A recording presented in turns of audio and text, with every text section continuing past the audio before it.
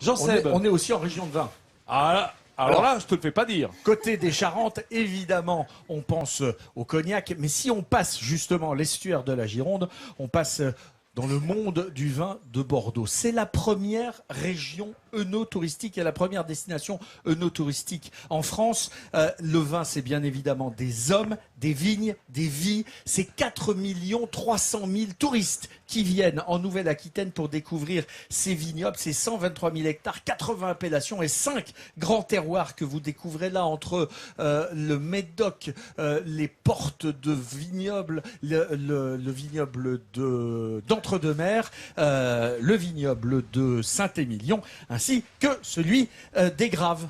Et là, j'ai les 5. Eh ben, et du coup, il y a 5 routes. Les grands crus. Ouais. Il y a 5 routes où on visite tout ça. Et je vous propose de partir faire une échappée justement du côté de Libourne, dans le pays de Libournais, à Saint-Germain-du-Puch.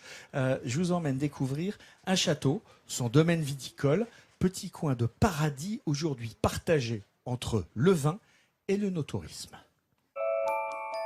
Nous sommes au cœur du pays libournais, à Saint-Germain-du-Puch. Dans ce paysage, entre ciel bleu et vigne, se détache une bâtisse blanche, le château du Grand Puch. Construit au XIVe siècle, c'est une des dernières demeures des seigneurs de Gironde à avoir gardé toute son authenticité.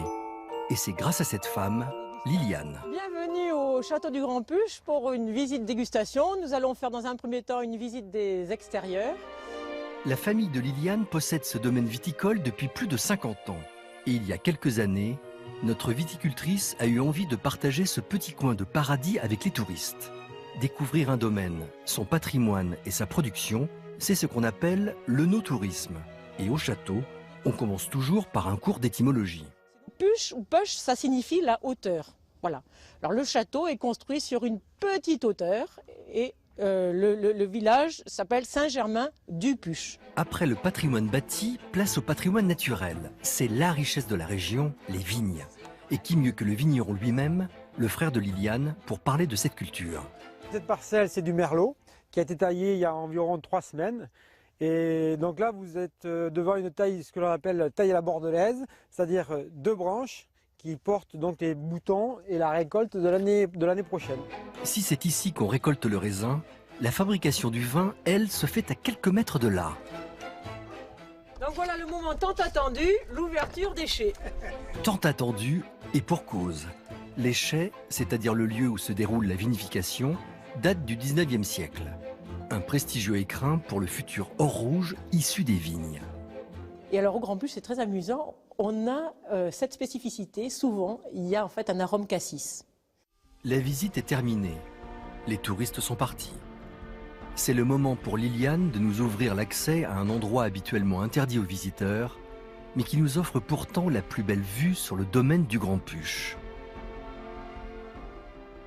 J'ai toujours plaisir à venir sur le chemin de ronde parce qu'on a un point de vue quand même qui est très intéressant. La région est quand même magnifique, hein. C'est un bonheur que d'habiter ici.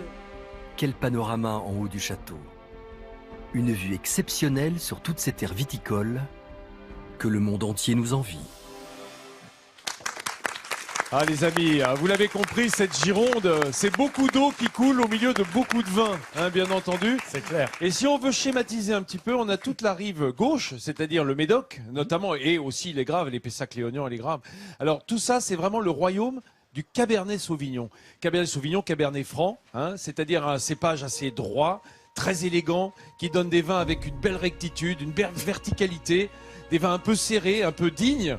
Et de l'autre côté, côté libournais, Pomerol, Saint-Émilion, mais aussi Côte de Blaye, Côte de Bourg, bien entendu. Et là, ce sont des vins plutôt issus du Merlot. Voilà. Et le Merlot, c'est l'autre grand cépage bordelais qui donne plutôt des vins exubérants, très mûrs, très fruités, un petit peu plus faciles d'accès. Si le temps était clément. Donc chacun ses goûts. Et tout ça, ça dépend beaucoup du temps, ça dépend évidemment de facteurs. Évidemment que sont la lumière, que sont la chaleur, que sont la pluie, que sont le gel. Parfois, il faut qu'il tombe pas trop mal.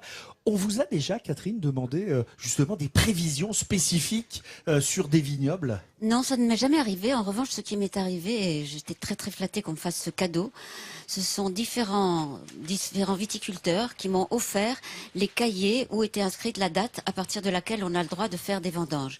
Et finalement, cette autorisation, suivant qu'elle est tard ou tôt dans l'année, c'est un marqueur météorologique. Et cela permet de savoir si en 1932 l'hiver a été chaud ou froid, et même chose pour les années qui remontent comme ça jusqu'au XVIIe siècle. Grosso modo, il y a les marins et les viticulteurs quoi, qui s'occupaient vraiment du temps au quotidien. Oui, exactement. Qui sont les vrais grands relevés, parce que c'est hyper important la météo en matière de vin. Bien sûr, et c'était l'église, c'était le curé qui disait voilà, à partir de tel jour on peut vendanger, ce qui donnait une indication parfaite sur le temps et le climat de la région. Et d'ailleurs, on s'en sert encore maintenant pour trouver quel a été le climat des siècles passés. C'est très important pour nous maintenant, avec le réchauffement climatique, de savoir ça. Alors, aujourd'hui, depuis quelques mois maintenant, il y a une grande institution qui est née à Bordeaux. C'est évidemment la Cité internationale du vin. Imaginez que durant la demi-année d'ouverture de cette cité, 270 000 personnes ont visité ce qu'on appelle aujourd'hui le Guggenheim de Bordeaux, parce que architecturalement, c'est déjà quelque chose de totalement incroyable.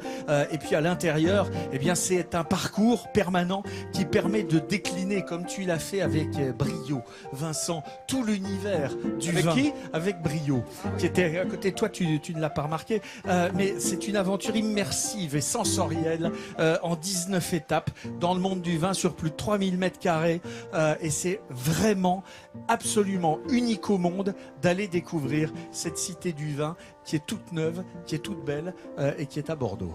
Bah, le rendez-vous est pris, hein. Je ne sais pas si Catherine a eu l'occasion d'y aller.